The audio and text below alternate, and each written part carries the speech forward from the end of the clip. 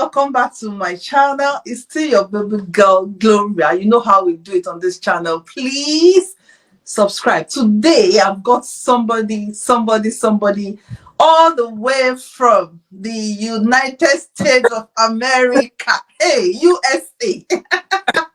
Oh my goodness. In fact, I've been hearing, we always hear so many things about the US. It is what the media is feeding us with. But I've got somebody who is there. As I speak to you right now, she's there.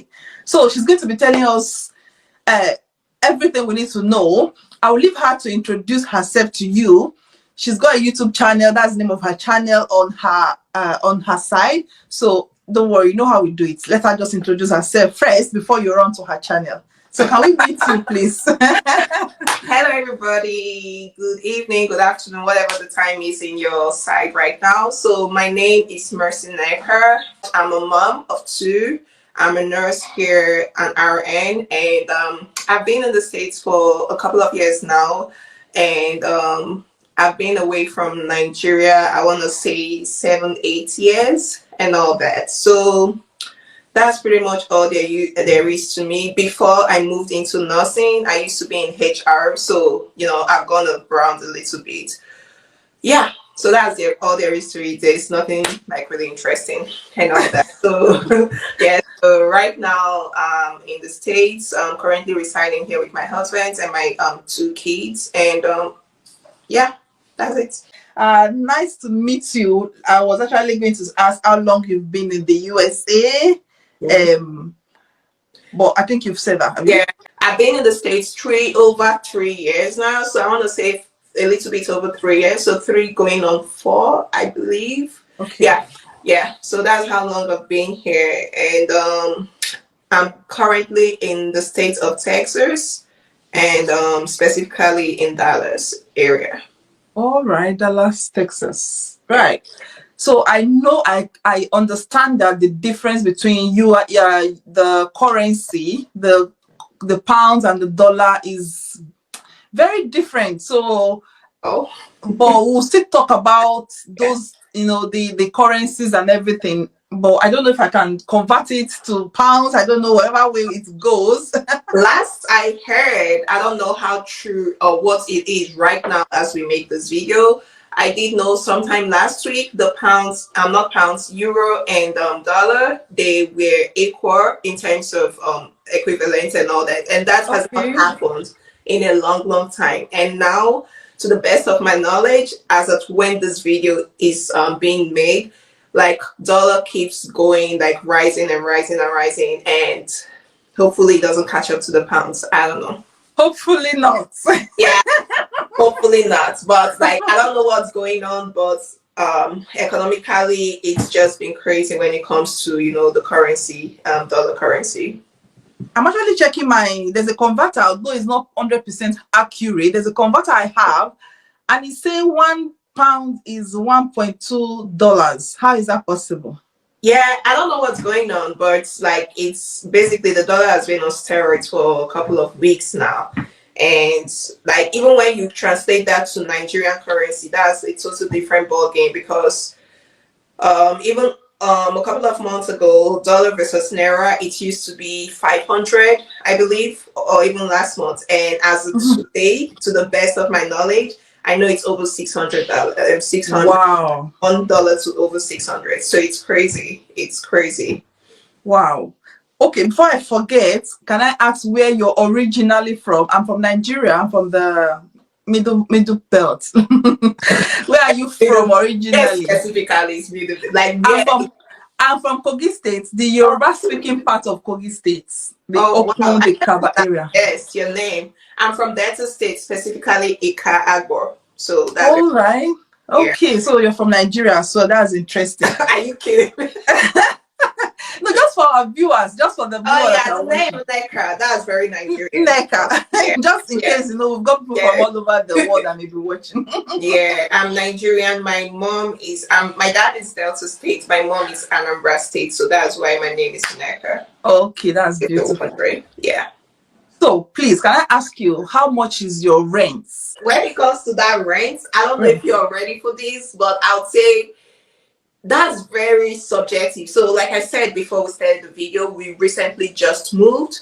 Okay. So, before now, I would say monthly our home expense in terms of rent and utilities and all that, you could peg it down to give or take about $2,000.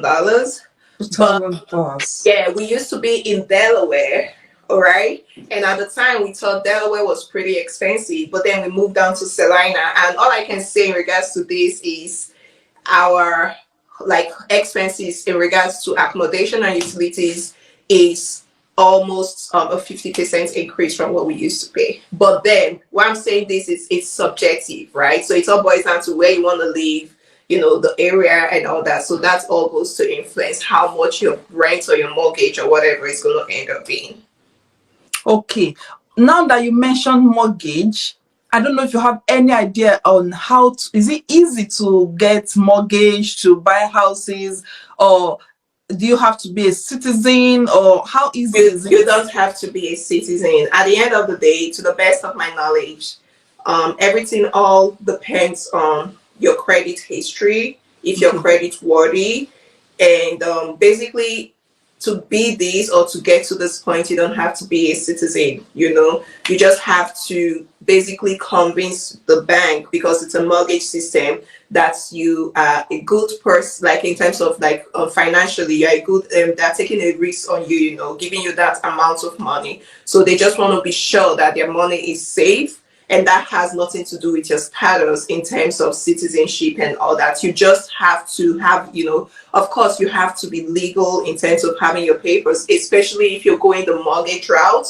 You understand? But then you don't have to be a citizen. But it's a different thing to if you have the money, whoever has the money, and you want to pay all in cash, then you don't have to, go through the regular route that most of us go through. But you don't have to be a citizen to, to be able to acquire property here. I really like US houses. Oh, I love the kitchen. They're usually big, spacious. In fact, Beautiful. So beautiful. The out everywhere is always like beautiful. Unlike the UK, our houses are like boxes. Yeah, I've not been there, but I have my senior brother is in the UK, and I'm hoping that sometime next year we'll be able to visit Europe and probably stop over. But I do know, I've read a lot, I've heard a lot, and even when he came to visit, the way he kept screaming, I'm like, what's wrong with you? Like he was even screaming in terms of parking spots. You know how each spot is marked out. It's like, yes, oh my goodness, this is so big. Oh my goodness, the washroom, the bathroom is so big. I'm like, things must be really small over there. Yes, framing. Even for regular cars, at least things that we consider regular here in terms of pricing, it was like, this car is so big. This is so big. Then I'm like, what's the norm, in the UK? So that's true. I'm really curious and eager to see, how things are and how they are different over there, and hopefully I'll find out in time. Yes, everything is small. Yeah. The rooms, I can literally pull my hand. Like usually, I'm in a 3-bedroom house. Yeah. 1 bathroom, and they will give you like 2 regular rooms, which cannot even take maybe king size or master bed. It has to be, this double or single bed.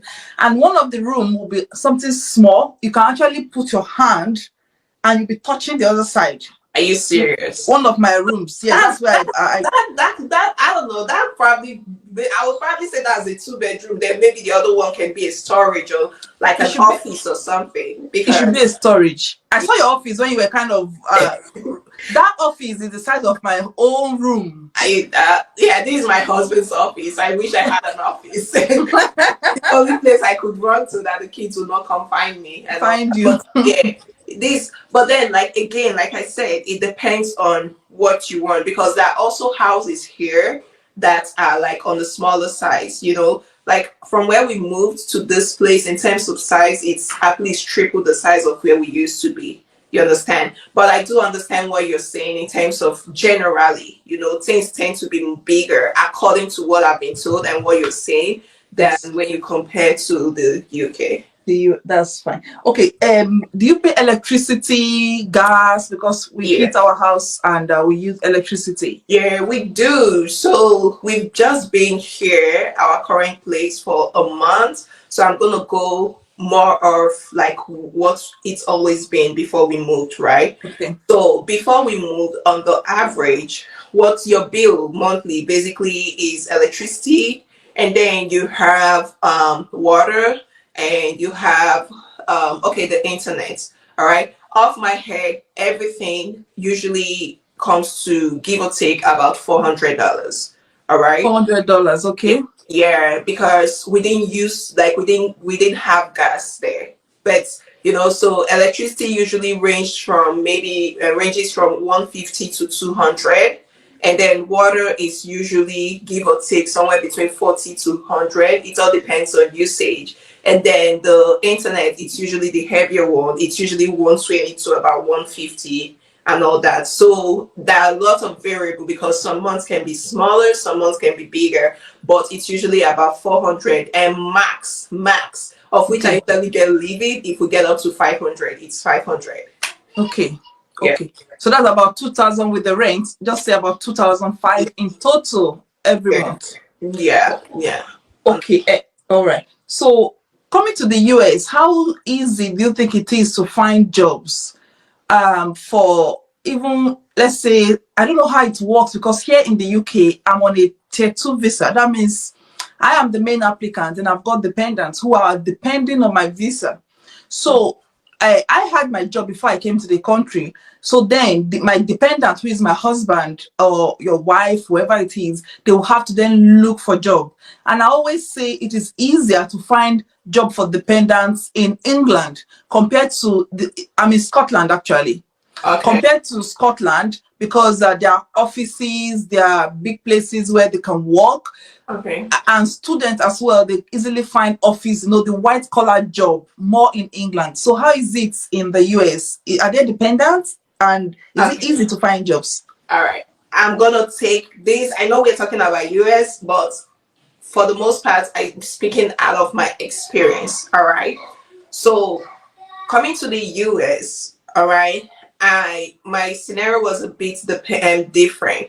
So what I mean is I do know a couple of people who came here as dependents, like in a similar situation, right? Okay. And their husband is a main applicant and all that. So when it comes to answering your question specifically in regards to job, I would say it depends on the area and the field you're into or the kind of job you're looking for. As we all know, like COVID changed everything for everybody. All right. So with COVID, it felt like there were lots of people who needed like sports field because so many people didn't want to work. I don't know if you're abreast of what like the US, how they gave the whole stimulus check and all that kind of stuff, like COVID money to businesses and all that. It Yes. has its good side, or rather it had its good sides, but at the same time what it did to people is, aside from those who were let go, some other people, they didn't want to like work because it felt like whether you work or not, you had like money. It's I don't know easier. how I don't know how to say that, but I understand. yeah. So what I'm trying to say is it depends on the area you want to go into when it comes to work. All right. So I know a couple of people who came in and they had like the needed degree or certificate or skill to get into the labor market, and they got something, right? But at the same time, if you come in, regardless of whether you're dependent or whatnot, if you don't have what it's needed, it's like a bit more challenging. You understand? So I'm going to talk as from the perspective of a nurse, right? Coming in here, like nurses are in high demand right now for the most part. All right. So if you have everything, you've taken your NCLEX. The NCLEX is the licensing exam you need to take when you move to the States or after you're done school in order for you to practice. If you have your NCLEX and all that, regardless, even if you are the dependent, it's almost certain that you're going to get something good, in terms of work. But then when you compare that to a scenario that's you come in, you don't have like any certification, you're just, you know what I mean? It's gonna be like you have more people competing for the kind of job that you might want to put in for, and that makes getting it a little bit challenging. So basically what I'm trying to say is getting a job as a dependent or as a new immigrant in the States, like anywhere else, I would say it's mostly dependent on the skill sets and the skill sets that you have. All right, if you have skill set that is like highly in demand, it's a bit easier versus if you don't, it's not as easy. That's all I'm trying to say. All right, good. All right, that's fine. How soon can you become a citizen? Like in the UK, you have to be here for at least about 5 years. If you're coming in, you'll be on the visa, tier two, whatever kind of visa for 5 years, and then you apply to have your indefinite leave to remain after 5 years. Then you have to hold that for about 1 year, at least 12 months, before you can then apply to become citizen. And before you become a citizen or have your indefinite leave to remain, you're almost not entitled to anything. It will be stated in your visa, you are not entitled to public fund, no child benefit, no nothing. In fact, I don't even apply for anything in case, because if you do, it can stand against you when you apply for your citizenship. So how is it with the USA? All right. So in regards to that, I would say that is also, I feel like I've been saying this a lot. It depends on the route you come in with. Okay. I know people who just came in, no joke, who just came in the beginning of the year. We are shooting this video July. I know people who came in January, February, who are like permanent residents or who have green card, as lots of people know it by. All right. I know people who have also been here for 10 years and they don't have that. All right. So the reason I'm saying permanent residence or green card is, regardless of whatever route you go through, you have to have your permanent residency before you can even go forward to apply for citizenship. All right. So I also know people like us who've been here maybe for 3-4 years and we still don't have it. All right. So I'm going to speak of experience. Okay. So say for instance, to the best of my knowledge, when you come in using like, okay, you come in through your spouse or marriage or whatnot. Okay.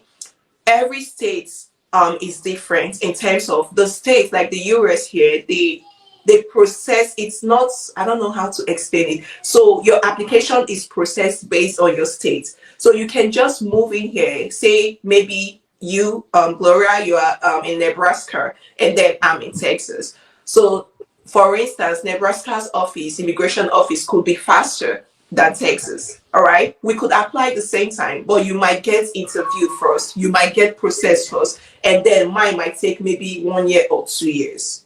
You understand what I'm saying? So yes. The states where you are and the states you're applying to, right, matters a lot. So in my own case, right, I've been here, like I said, for over 3 years, but then at the same time I've moved. This is the third time we are moving in. Okay. So I've moved. So it's like when I just came in, it took them about 10 months for me to get called in to come for an interview in order for me to get my green card. All right. And I don't want to say unfortunately, because it's what it is. I didn't go for the interview, or we didn't get to go for that interview because there was a breach in communication, so we had to move our interview dates because of it. The fact that we moved meant another office had to process our application, right? Yes. So it took, in addition to the 10 months, it took almost another 6 months from that last interview date for us to actually get an interview date, And at the end of the day, when you add up everything, it took, give or take, maybe I want to say somewhere around 15, 16 months or thereabouts for me to get called in for an interview, and then for me to get the green card. Okay. Now, if you're doing the whole, like getting your green card through marriage and everything, to the best of my knowledge, don't quote me, I would have to double check on this. You need to stay 3 years. You need to stay 3 years from when you got your green card before you can apply for citizenship. All right. Okay. So additional 3 years to whatever time you've spent before you got it. That's true marriage. So that's why I'm stressing on the fact that it depends on where or the route you're coming from. Okay. Okay. At the same time, like I said, my friends, she, like my particular friend, she came in here as a student. She came in to study nursing and she graduated and all that. Then she went into contracts with an agency, right? So that agencies here who supply hospitals and different health facilities with like their healthcare staff, you know. So she went in and she started working for them. She started working for them in November. And right now, as we speak, she already got her green card.